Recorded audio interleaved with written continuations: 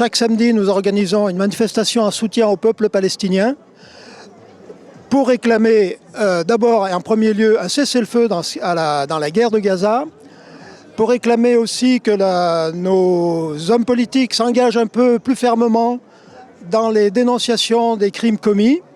Pour cela, aujourd'hui, ils ont la possibilité de s'appuyer sur les décisions de la Cour internationale de justice qui, en un sens, sans malheureusement demander de cessez-le-feu, oblige l'État d'Israël à respecter un certain nombre de règles et surtout à admettre que l'aide humanitaire puisse entrer dans Gaza, ce qui l'empêche de faire pour l'instant. Ça, c'est la première des choses. Ensuite, un point de vue plus général, plus global, nous sommes en solidarité avec le peuple palestinien depuis toujours.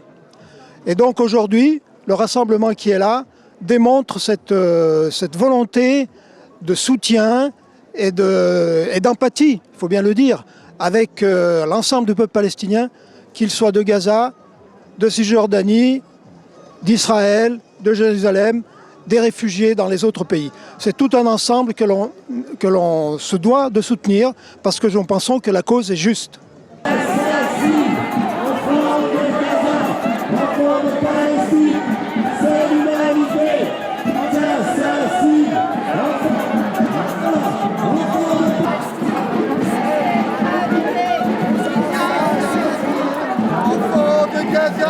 Enfants de Palestine, c'est l'humanité qui t'assassine.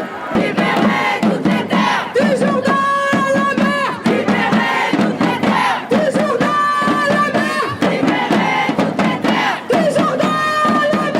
Libérez toutes les terres, toujours dans la mer. Libérez toutes les terres, toujours dans la mer. Israël assassin, Pologne complice. Israël.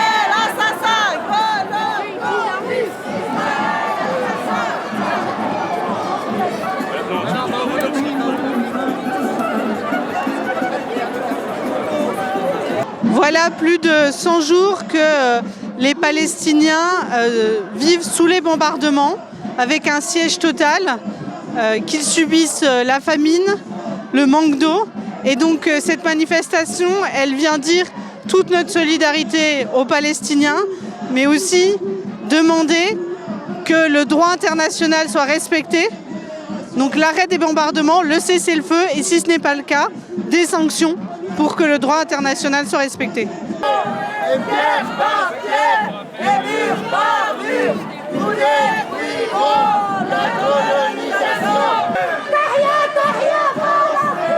Derrière, derrière, Palestine. Derrière, derrière, Palestine. Il faut que la France prenne ses responsabilités, participe de la condamnation du gouvernement israélien qui aujourd'hui est dans une logique génocidaire à l'égard du peuple palestinien. Je profite de ce passage pour appeler tout le monde à nous retrouver à Genève le 3 février, la semaine prochaine, d'abord à 14 h devant la Haute Cour des droits de l'homme et un peu plus tard à 15 h 30 devant l'ONU. C'est très important que nous soyons tous mobilisés sur une dimension internationale de surcroît pour dire ce que nous avons à dire en soutien au peuple palestinien.